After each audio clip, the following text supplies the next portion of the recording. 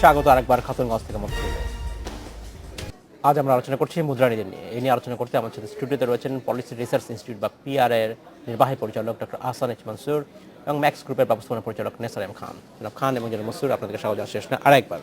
জনাব খান, আপনাকে জানতে চাচ্ছিলাম, আমরা বিরতিতে যাওয়ার আগে কথা বলছিলাম যেখানে বলা হচ্ছিল যে এই যে বিদেশ থেকে যে লোন নিচ্ছেন, আপনারা ঋণ নিচ্ছেন, সেটা আপনারা কাজ করছেন এবং এটাকে বাংলাদেশি ব্যাংকগুলোকে অ্যাভয়েড করছেন। বলা হচ্ছিল যে এই যে বিদেশ থেকে যে লোন নিচ্ছেন, আপনারা ঋণ নিচ্ছেন, সেটা আপনারা কাজ করছেন এবং এটাকে বাংলাদেশি ব্যাংকগুলোকে অ্যাভয়েড করছেন, তার কারণ সেখানে অনেক বেশি সুদের হার। এখানে আপনারা যে পরিমাণ চাহিদা আছে বিদেশ থেকে, যে সোর্স থেকে, সেটা কি যথেষ্ট পাচ্ছেন, নাকি মনে হয় যে যা যথেষ্ট নয় যেটা পাচ্ছেন আসলে আপনারা লোনটা? অ্যাকচুয়ালি ফরেন লোনের ব্যাপারে কিছু দিক নির্দেশনা দেওয়া আছে বাংলাদেশ ব্যাংকের এবং বিওআই এর, এবং কতগুলা নীতিমালাও আছে। সব বিদেশি অর্গানাইজেশন বা ব্যাংক তো দিবে না তো, এবং মোস্টলি পাওয়ার সেক্টরে এবং এক্সপোর্ট ওরিয়েন্টেড সেক্টরেই এটাকে এনকারেজ করা হচ্ছে, বিকজ ফরেন কারেন্সিতে আমাদের লোনটা ফেরত দিতে হবে। তো আমাদের যদি আর্নিং যদি ফরেন কারেন্সিতে না হয়, তাহলে তো আবার কারেন্সি ডিভ্যালুয়েশন ফ্ল্যাকচুয়েশনে কিন্তু আরেকটা অনেকটা প্রভাব ফেলবে। তো বাট এটার স্কোপটা যারা এই সেক্টরে আছে তারা অনেকেই নিতে চাচ্ছে এবং নিয়েছেও। ইন পার্টিকুলারলি ইন পাওয়ার সেক্টরে মোস্ট অফ দ্য যে প্রজেক্টগুলো হয়েছে সবই কিন্তু ফরেন ফাইন্যান্সিং এ হয়েছে, লোকাল বরোয়িং খুব কমই। আচ্ছা, ধন্যবাদ। আপনার কাছে ফিরে আসবো। ডক্টর মনসুর, আপনি বলছিলেন যে এই বাংলাদেশি ব্যাংকগুলোকে রক্ষার জন্য অন্তত সে ব্যবস্থা করা উচিত না, এবং মুদ্রানীতি যথেষ্টভাবে এটা বলা হয়েছে যে বিদেশি লোনও উৎসাহ দেওয়া হয়েছে। এখানে কোনো রিস্ক ফ্যাক্টর কাজ করবে? দেখুন, হ্যাঁ, রিস্ক অবশ্যই একটা থাকে, কিন্তু সেটাকে সেই ভয়ে তো আমি রাস্তা পার হবো না। রাস্তাতে ট্রাফিক থাকবে, আমার একটা অ্যাক্সিডেন্ট হতেই পারে, আমাকে সতর্ক হতে হবে। তো আমি যেটাকে বলবো যে বাংলাদেশ ব্যাংকের সতর্কতার সাথেই ঋণ অ্যাপ্রুভাল দিচ্ছে। এটা this is approved by hard loan committee. Bangladesh ব্যাংকের গভর্নর মহোদয় নিজেই বসেন এটাকে এবং উনি অ্যাপ্রুভাল দেন, এবং সেখানে এগুলোকে বিচার করা হয়।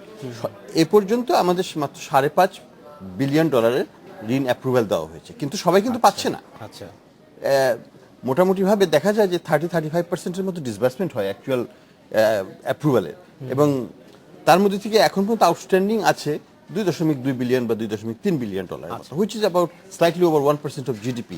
ভারতে কিন্তু এটা অনেক বেশি, প্রায় 8-10% অফ জিডিপি ভারতে।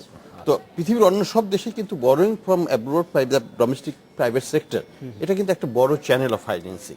এটাকে কিন্তু অস্বীকার করা যাবে না, এটা এক নম্বর জিনিস। আর দুই নম্বর জিনিস হচ্ছে যে যদি আমাদের যে স্প্রেড যেটা আছে, স্প্রেডটাকে যদি কমাতে হয়, আমাদের ব্যাংকিং খাতকে আরো দক্ষ হতে হবে।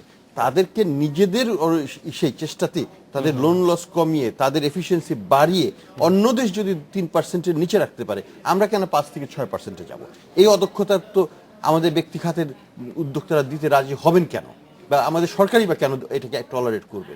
আমি মনে করি যে এই একটা কম্পিটিশন ফ্রম আউটসাইড হলে পরে এটা আমাদের আভ্যন্তরীণ খাতকে একটু চাঙ্গা করে তুলবে, একটু তাদের দিবানিদ্রা থেকে উঠিয়ে একটু ব্যাংকিং খাতটাকে ভালোভাবে পরিচালনা করতে সাহায্য করবে আলটিমেটলি, যদি সার্ভাইভ করতে হয় তাদেরকে। অ্যাবসলিউটলি, ধন্যবাদ আপনাকে। যেটা আপনি জানতে চাচ্ছেন যে এই মুদ্রানীতিতে সরকারি যে ঋণের প্রবৃদ্ধি 25% মতো বলা হচ্ছে, আপনার কি মনে হয় যে সরকারি ঋণে যদি এই প্রবৃদ্ধি হয়, তাহলে কিছুটা হলেও চাহিদা বাড়বে, যদি ইনভেস্টমেন্টের চাহিদা বাড়তে পারে? হ্যাঁ, বাড়তে পারে, তবে এখন যেটা দেখা যাচ্ছে যে আমরা যদি অ্যানালাইসিস করি লাস্ট 6 মান্থসে ওয়্যার উই আর, সেটাতে যদি আমরা দেখি যে আমাদের জিডিপি এখন 6+%, আমাদের ইনফ্লেশন অ্যারাউন্ড 7%-এর মতো এভারেজে।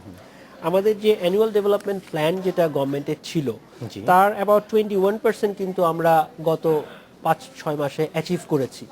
হ্যাঁ, এখন যদি আমরা যে টার্গেটটা রেখেছি, সেই টার্গেটটাকে যদি অ্যাচিভ করতে যাই, হাউ ইট উইল বি, সেগুলোর তো অনেকগুলো ইম্প্যাক্ট আছে, অল কো রিলেটেড, মানে আপনি একটাকে ইয়ে করে তো করতে পারেন না। তো বাট গভর্নমেন্ট যদি এখন বড় করে, তা ইভেন ইনফ্যাক্ট আমাদের যে বাজেটে যে রেভিনিউ জেনারেট করার কথা ছিল, সেটারও কিন্তু আমরা এখন পর্যন্ত 30-something অ্যাচিভ করেছি। স্টিল 70% ইয়েট টু অ্যাচিভ যে ফোকাসডে, তা how we go about it. আচ্ছা, ধন্যবাদ আপনাকে।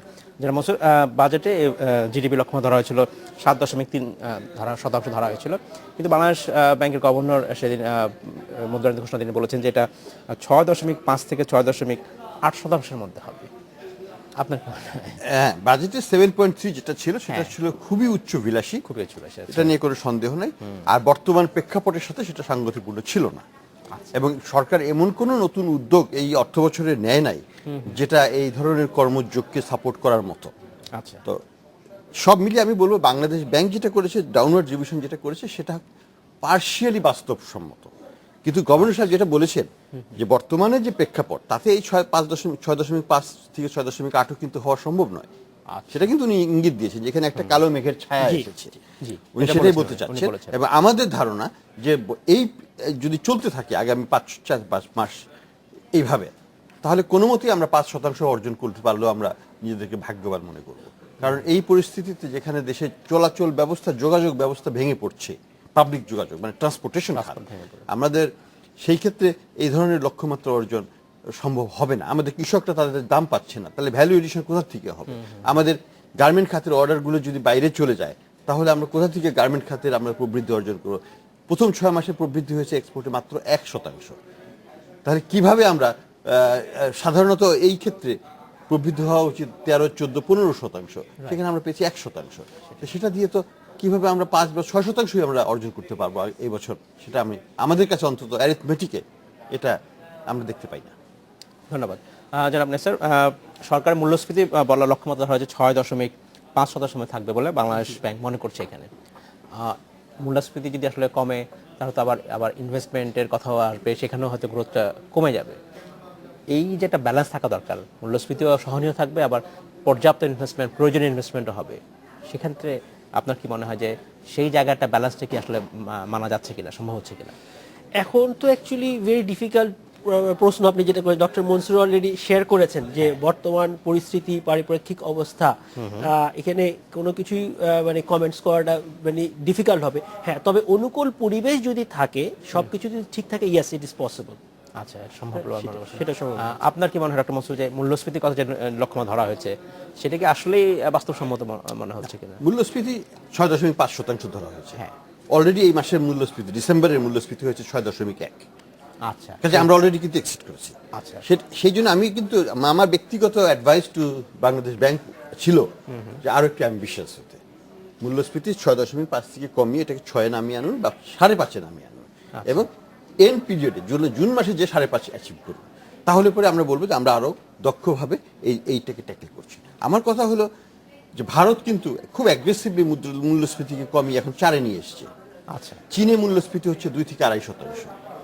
আমরা যদি মূল্যস্ফীতিটাকে কমিয়ে আনতে পারি, জি, তাহলে আমরা ডিপোজিট রেটকে অবশ্যই কমিয়ে আনতে পারবো, তাহলে আমরা লেন্ডিং রেটকে কমিয়ে আনতে পারবো, তাহলে আমরা সামগ্রিকভাবে আরো একটা ভালো স্থিতিশীল অবস্থা এবং কম সুদে আমাদের ব্যক্তি খাতকে ঋণ দিতে পারবো, আমাদের এক্সচেঞ্জ রেটকে আমরা সাপোর্ট করতে পারবো দীর্ঘমেয়াদী ভাবে। এখন আমাদের ইনফ্লেশন যদি 7% হয় আর বিদেশি ইনফ্লেশন 2% হয়, তাহলে কিন্তু আমরা বেশি দিন এই এক্সচেঞ্জ রেটকে ধরে রাখতে পারবো না, কারণ রিয়েল টার্মসে আমাদের উদ্যোক্তা আনকম্পিটিটিভ হয়ে যাবে, তারা সেটাকে সাপোর্ট করতে পারবে না। যেখানে আমাদের ওয়েজ ডাবল হয়ে যাচ্ছে পাবলিক সেক্টরে, তারপরে গার্মেন্ট খাতে 70% ওয়েজ ইনক্রিজ হয়েছে, এগুলো তো মনে রাখতে হবে যে এগুলো তো আউটসাইড দ্য কম্পিটিটিভনেস ক্যালকুলেশনের বাইরে না, এগুলোকে ধরে করতে হবে আমাদের। কাজেই যদি ইনফ্লেশনটা কমে আনতে পারি, তাহলে সবকিছুই কিন্তু সহনীয় হয়ে আসবে। ধন্যবাদ ডক্টর মনসুর, ধন্যবাদ জনাব নেসার খান। এই অনুষ্ঠান আসলে অসংখ্য ধন্যবাদ। সময় সর্বদা শেষ করতে হচ্ছে, ভবিষ্যতে আমরা এই নিয়ে আপনার সাথে আবার কথা বলবো। ধন্যবাদ আপনাকে। এই ছিল আজকের মতো খাতুনগঞ্জ থেকে মতো ছিল, আমাদের সাথেই থাকবেন, দেখা হবে আবার।